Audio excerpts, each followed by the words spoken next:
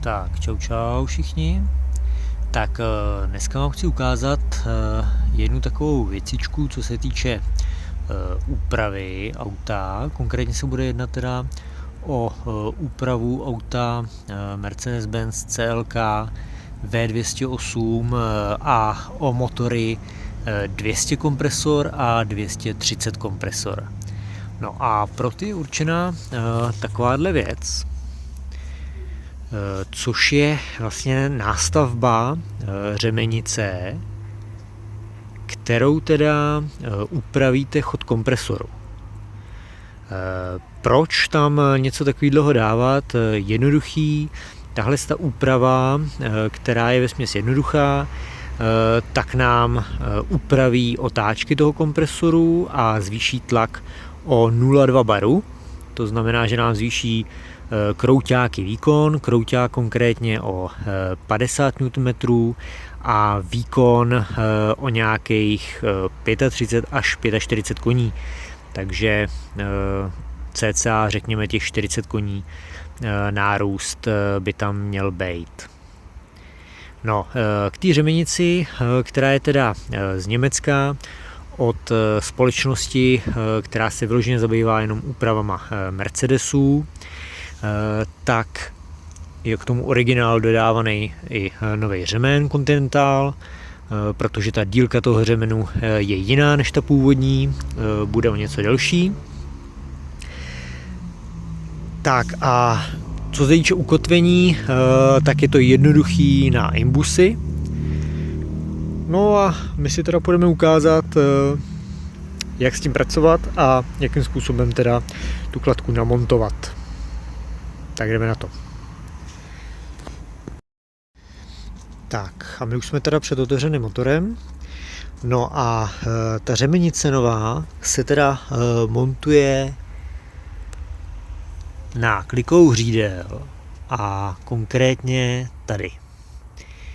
Na tu největší kladku, která je přesně uprostřed na rozvodu motoru a která teda vám zajišťuje kompletní rozvod všech těch řemenů.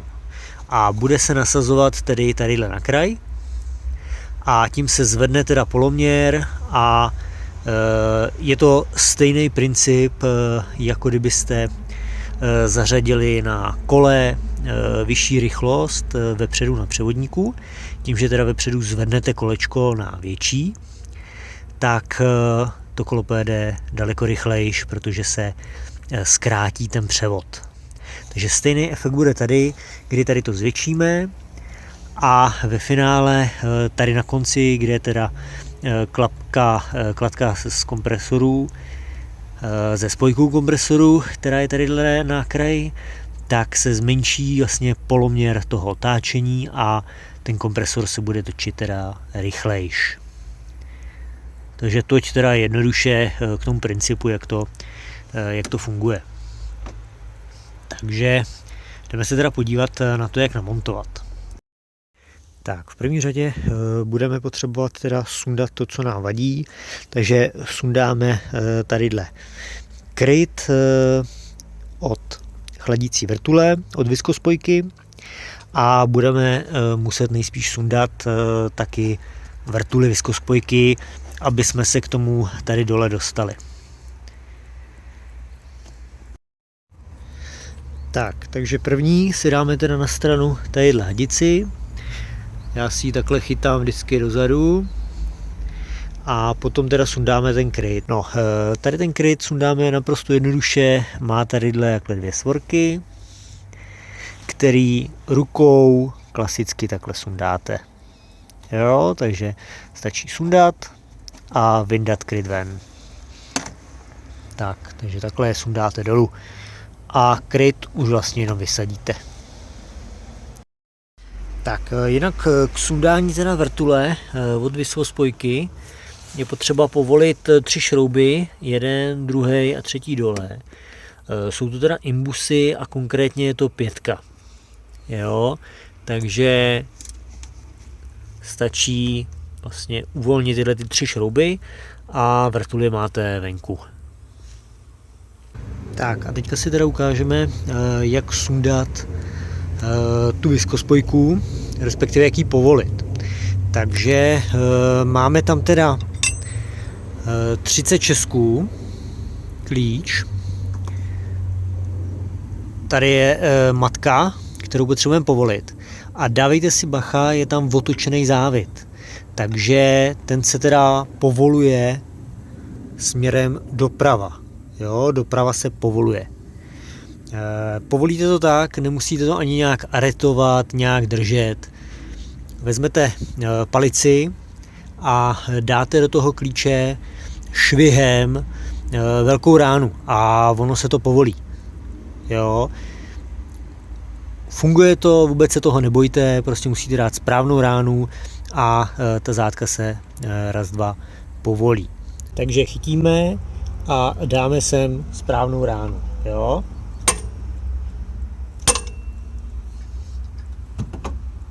Teďka už teda vidíme, že nám to povolilo a máme to volný.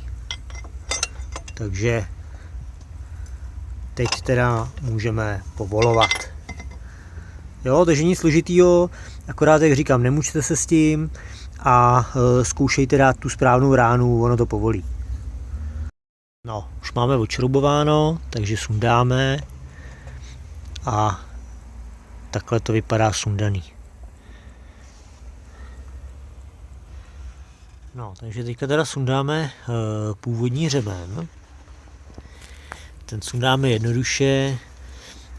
Tadyhle vlastně je klatka. A my potřebujeme teda velkou golu a potřebujeme desítkovej Torx prstínkovej. Nasadíme. Tak a tím, že zatáhneme směrem dolů, neboli doprava, tak kladku dáme dolů a můžeme řemen sundat. Tak, takže řemen jsme sundali, povolíme kladku, tak, no a můžeme sundat řemen. Tak, a řemen je venku. Tak a zpátky ještě k rýsovacímu prknu, protože při prvním testu té řemenice mi ta řemenice vylítla. Jo, nic moc hezkýho, naštěstí vůbec nic se nestalo, nic mi nepoškodila, protože to bylo při rozjezdu v nulové rychlosti, ale dal jsem plný knedlík. A je to logický, protože ty šroubky, které tam jsou a mají to držet tady na tom povrchu, tak prostě to neudržejí. Takže za prvý je důležitý pořádně to vyčistit, vydrbat, jako jsem to tady udělal já, a potom fričkou tam vybrousit žlábek. Jo, nakreslit si přesně, kde půjdou ty šrouby, jo, jako tady vidíte, a vybrousit tam prostě žlábeček, do kterého potom utáhnete ty šroubky. Pak by to mělo být snad v cejku a mělo by to držet. Takže uvidíme, jak ten zlepšovák teda celkově pomůže při dalším testu. No a teďka teda jdeme nasazovat kladku na už upravenou tu původní řemenici. Ale když ji budete mít studenou nebo dokonce ledovou, jako já, teď jsem ji měl venku, tak ji tam nedostanete ani omylem. Jo, je to strašně těsný, vyfrezovaný, je to opravdu na setiny, takže doporučuji ji vzít a dát ji na chvíli do trouby, zahřát prostě, aspoň na nějakých 50 stupňů, aby se zahřála, klidně víc, a potom ji tam nasadíte úplně lehounce. Takže tu řemenici doporučuji teda zahřát. Jo, takže jdeme na to. Tak a další opatření teda k montáži té řemenice, která tam teda není udělaná, je, že šroubky, které jsou tady teda, ty pojišťovací, takovýhle červíky, tak nemají na sobě aretační lepidlo. Jo, Takže doporučuji určitě koupit lepidlo na šrouby, jako třeba jsem si koupil já tadyhle, a dát ho tam, aby teda se nestalo, že ten šroub se vám povolí postupně a ta klapka nebo ta řemenice vám teda zase vylítne, jako mně se stalo. Jo, takže to určitě doporučuji udělat taky teda. Tak, řemenici jsme si pěkně zahřáli, rozpálil jsem ji horkozdušnou pistolí, takže teďka teda můžeme vkládat. A nejdřív si teda poznačíme fixem šrouby. Jinak další krok potom, než tam budete tu řemenici dávat, tak je pořádně to odmastit, nejlíp takovýmhle čističem na brzdy, nebo technickým benzínem nebo něčím podobným. Jo, takže určitě to pořádně odmastit zevnitř. Takže já si to takhle stříknu na hadr.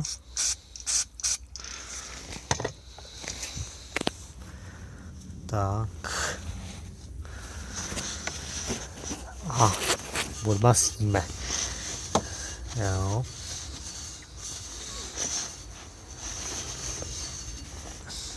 Tak, aby to bylo opravdu čistý. Potom, co ji zahřejete na nějakých 50 stupňů, tak ji tam krásně lehce dáte. Jo, já si ji ráda nasměruju, tak jak potřebuju. No, a je tam, jo. Úplně. No, takže řemenici máme pěkně nasazenou až na doraz. Jo, zkontrolujte, aby tady to bylo na doraz a z druhé strany, aby to bylo krásně rovný, aby vám to lícovalo. Pokud není, tak tam máte nějaký bordel a rozeberte to, znova to vyčistěte, vybrušte to, prostě cokoliv, aby fakt to bylo rovný, protože jinak vám to nebude chodit ten hřemen rovně a hrozí, že by vám ten hřemen mohl vyskočit nebo ta klatka vyjet. Jinak takhle hezky vidíme skrz ty díry, když jsem vydal ty šrouby, tak je tam vidět ten výbrus. Takže já si to hezky tady zkontroluju, jestli se přesně trefím tím šroubem do těch vybroušených drážek, který jsem tam teda vybrušoval flexou, jo. Takže hezky to zkontrolujte takhle.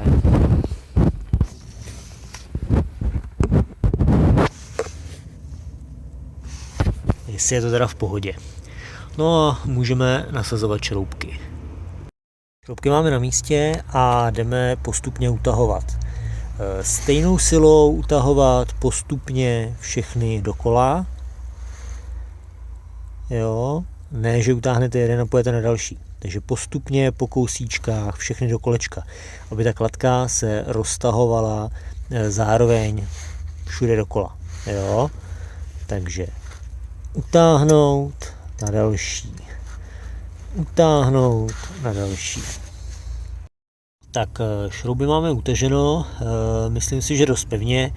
Doporučuji teda utahovat určitě momentovým klíčem, protože utahujete ocelový šrouby v hliníku do oceli, takže je lepší teda momenták a najít si nějaký vhodný momenty.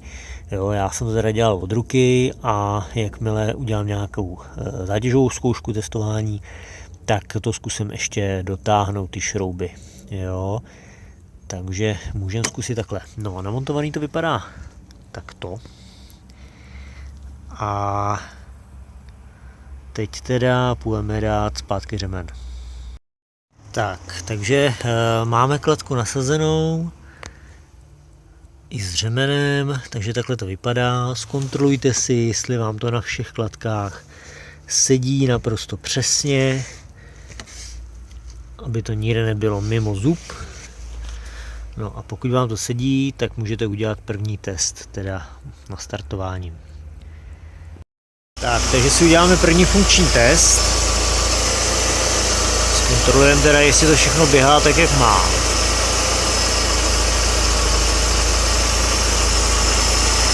A jestli vám to hlavně nikde nekope. Jo, musí to běžet naprosto rovně.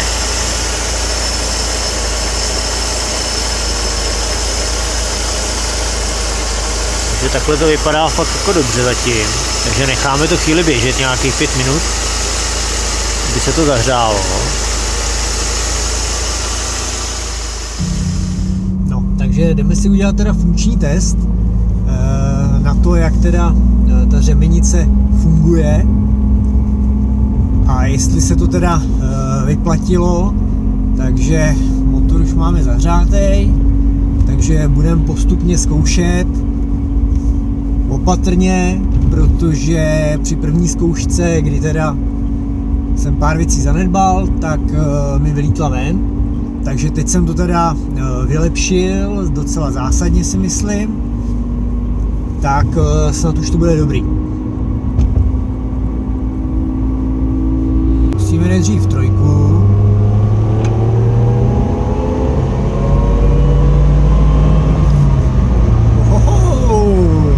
Je to znát. Tahá nám to dobře.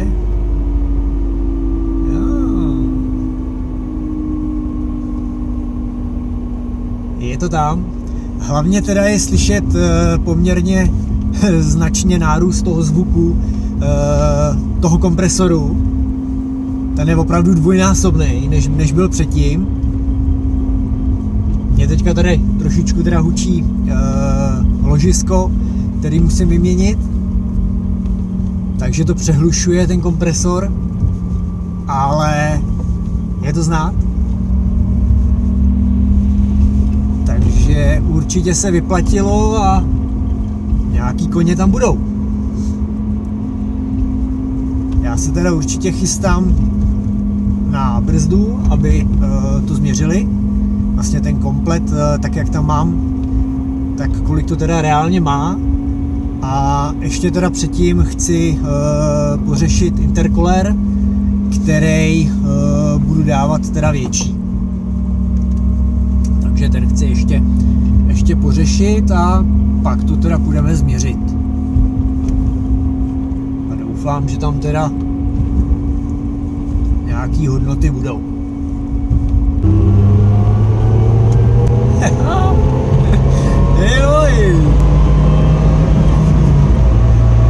A to se rozjíždím z trojky, zatím fakt opatrně. Pokud bych se rozjížděl z dvojky, tak to bude samozřejmě dvakrát takový kalup. Ta dvojka je tady hodně ostrá, ale ta trojka už teďka taky. Tak, jej to otočíme a zkusíme ještě pár zrychlení zpátky.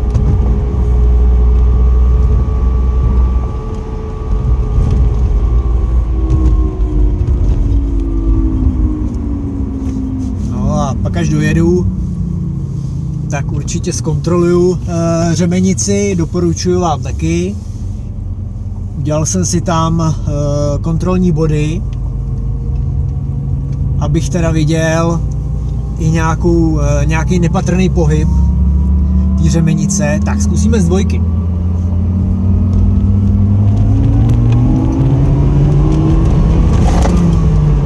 To je strašný. Tak to tahá jako kráva i na 4.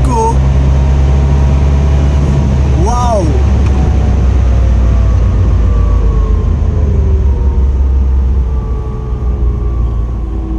Vyplatilo se. Super. Autíčko letí jak protrhnutý. Ten intercooler si myslím, že to ještě značně vylepší. Takže já se s váma loučím a určitě úpravu kladky na větší doporučuju. Akorát si opravdu dejte majzla s tím upevňováním a dejte si tam klidně i nějaký pojištění ještě, nějaký jištění. Což ještě já teda taky hodlám ještě asi tam nejspíš dodělat, abych si opravdu byl jistý, že s tím můžu jezdit naplno. Takže jo, takže příště zase někdy u dalších z mých videí. Dejte se, čau.